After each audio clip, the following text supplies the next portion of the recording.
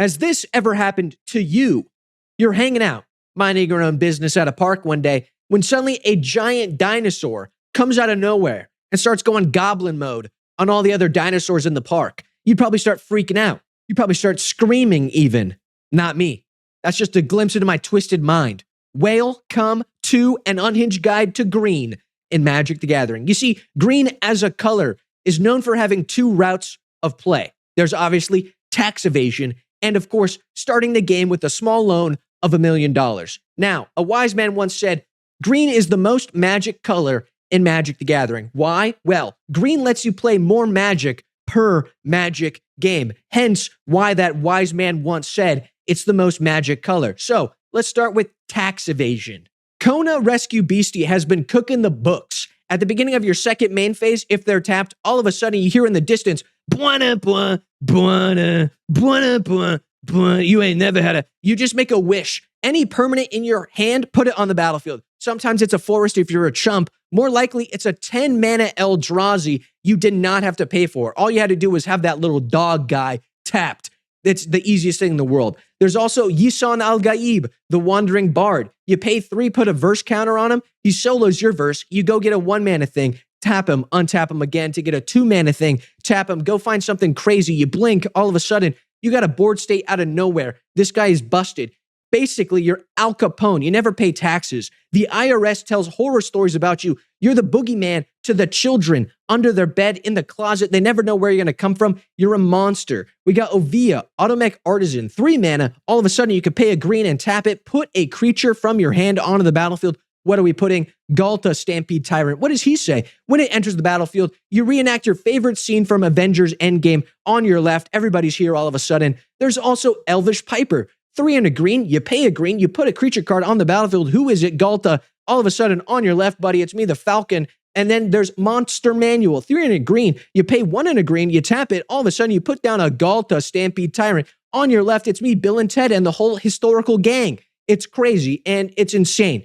And you know what they call this mechanic in Magic the Gathering? They call that cheating. You're cheating all of this stuff into play because you're not paying its mana cost. You're not cheating, but you are cheating. It's insane. But what if you're a white knight, an honorable gentleman? You always pay on dates. You see an Ancient Brontodon, an 8 mana 9/9, and you say, hey, I'll pick up this tab with my land. I'll pay 8 mana. I don't need to cheat anything into play. How? You're Tony Hawk, baby, because you're ramping. You got a small loan of $1 million land from your dad. You're playing Azusa, Lost But Seeking. 2 and a green. You may play 2 additional lands on each of your turns. It should just say, you're goddamn Johnny Appleseed. You're walking around America planting seeds in a garden you're never going to get to see. America. You also have Lumra, Bellow of the Woods, 6 mana for a big old bear, equal to the power and toughness of the number of lands you got. That's going to be a lot because when they enter, you're going to return all that land. Is it going to be forests? Goddamn hell no. It's going to be myriad landscapes, evolving wilds, terramorphic expanses, all the sack lands, so you can get double landfall triggers, all right? Double, toil and trouble, landfall burn, and boreal forest bubble, because it's the largest forest biome characterized by a subarctic climate and dominated by coniferous trees. I wish I was dominated by a coniferous anyway. Scoot Swarm, it's popping off. It's looking like Old Testament God dropping some plagues on Egypt with all the bugs you got going on. And Nissa, Resurgent Animist, is fishing for all the new elves because you're having a lot of landfall triggers. Elves are just brain dead and green and really crazy. But what Green's signature move is, what they're known for the most in the small loan of $1 million land, we've got Rampant Growth. Go find a land, put it on the battlefield. Farseek, go find a land, put it on the battlefield. 3 Visits, go find a land, put it on the battlefield, baby. Sakura Tribe Elder, sacrifice him like Naruto and Sasuke to save the Hidden Leaf Village, and you put down your own little village land. Cultivate good vibes, brother. There's also Kodama's Reach. You're reaching for more, good bonuses. Now that you've purchased Louisiana with your land and all your crazy sorceries and whatnot, you play fair magic. You can see the guy doing the air quotes. Now you can pay for Gargle My Balls, Vicious Watcher. He's 6 mana, 8/7 Vigilance. Hydra spells cost 4 less. Balanced. Zopandrel, Hunger Dominus, 7 mana. Beginning of each combat, double the power and toughness of each creature. Balanced. Old Gnaw on My Bone, 7 mana. Whenever a creature you control deals combat damage, create that many treasure tokens, and it's a 7/7. And by the way, you're doing this on turn 4, right? If you just ramp crazy style. Turn 4, you can have all those out. Maybe it's not as broken as just cheating them. It's still really strong. And then you can play stuff like Lifeblood Hydra for 10 or whatnot, because X is however many lands you have. And when it dies, you gain that much life and draw that many cards. Busted. World Spine Worm. It's like 11 mana. It creates 3/5/5s. It's a 15/15. It's trample. It's busted. And of course, regardless of which way you're going, whether you're going Al Capone or you're going Tony Hawk to a ramp on that thing, you are gonna win the game with buff-ass dudes. Let's be honest, all right? Craterhoof Behemoth, 8 mana, gets +X until end of turn, where X is the number of creatures you control. You have so much mana, you have so many creatures. It's that easy.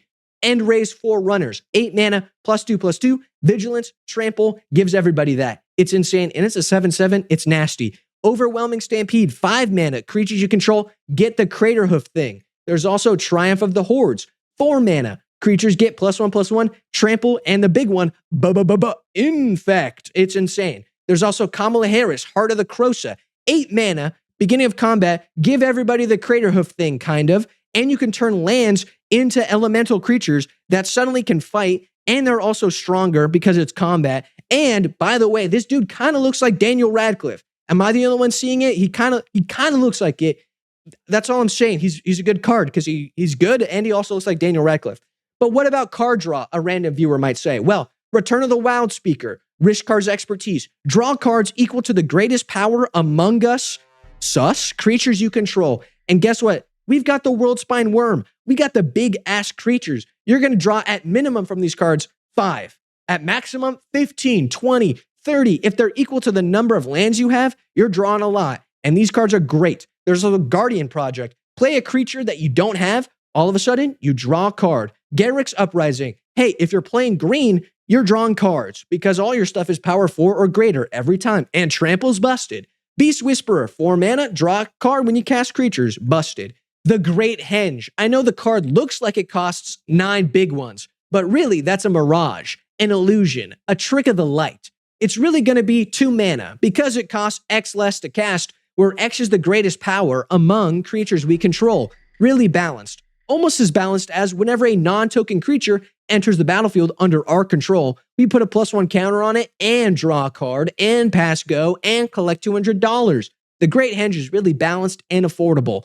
Or we can also run something like Terra Symbiosis, 2 and a green. Whenever we put 1 or more +1 counters on a creature we control, we may draw that many cards. Do this only once each turn. It's a shame that green only puts 1 +1/+1 counter on a creature at a time. Just kidding.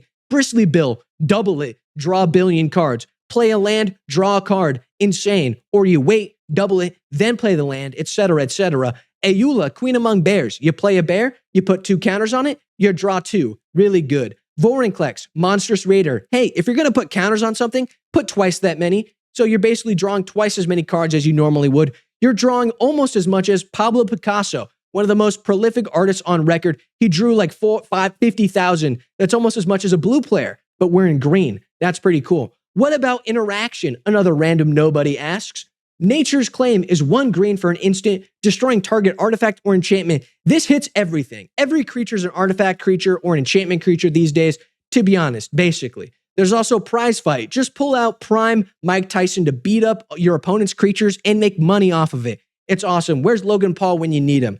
There's also, of course, Collective Resistance. 1 and a green, which you can escalate for basically nothing because we're green. Destroy target artifact. Destroy target enchantment. Target creature gains hexproof and indestructible. This does everything, basically. You just destroy stuff and you protect your own stuff. Even if you don't protect your own stuff, you can just recast it later because you got a lot of green mana floating around doing nothing.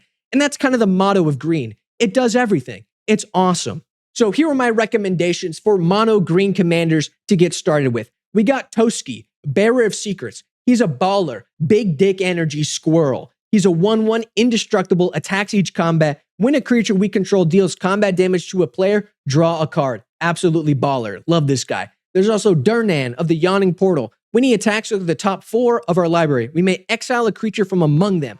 Put the rest on the bottom, who cares? As long as that card remains exiled, we can cast it for 3 less because it's undaunted. And we choose a background, like Acolyte of Bahamut. Commanders have the first dragon spell we cast each turn cost 2 less. So if you do a little bit of math, which green is great at, 3 +2, all of a sudden, it's free real estate. The first dragon we play costs 5 less mana. That's insane. Titania, Nature's Force, 6 mana, but we're playing a lot of land because we're green. We can play forest from our graveyard. Whenever a forest enters, create a 5/3 elemental. So basically, we play a land, we fight stuff. It's awesome. The hills are alive with the sound of violence. There's also Tifa Lockhart, 1 in a green, trample, landfall, balanced. Basically, you play a land and you fight because as a land enters, double its power. So you make it a little bit stronger, then you double it. Then you double it again. It's really good. All of a sudden, you're like a truck and boom, they're dead. Your opponent's gone. And they were only 2 mana, by the way. There's also Loot, Exuberant Explorer, if you like playing with Mickey Mouse of Magic the Gathering. 2 in a green, you may play an additional land on each of your turns. And for 6 mana, look at the top 6 of our library, reveal a creature card with mana value less than or equal to the number of lands we have, and put it on the battlefield. Put the rest on the bottom in a random order. You're just cheating. You're playing both. You're getting a small loan of $1 million and you're doing tax evasion at the same time. And if you're tapping for 6, you're going to have at least 6 land in play at that time. And you're playing additional lands. You're going to get big things on the battlefield fast. This guy's nasty. But of course, that's basically green in a nutshell, baby. That brings us to the end of the video. So if you liked it, hey, leave a like. If you subscribe it, hey, subscribe. Shout out to my patrons on Patreon. Thank you so much for supporting me. You love to see it. You get awesome stuff. I love you guys. And I have a Discord linked in the description down below. Make sure to check it out. Hey, you like mono green? Leave your favorite mono green commander in the comments down below. And what color should I do another Unhinged guide for next? I hope to see you in the next one. Peace out. Mwah.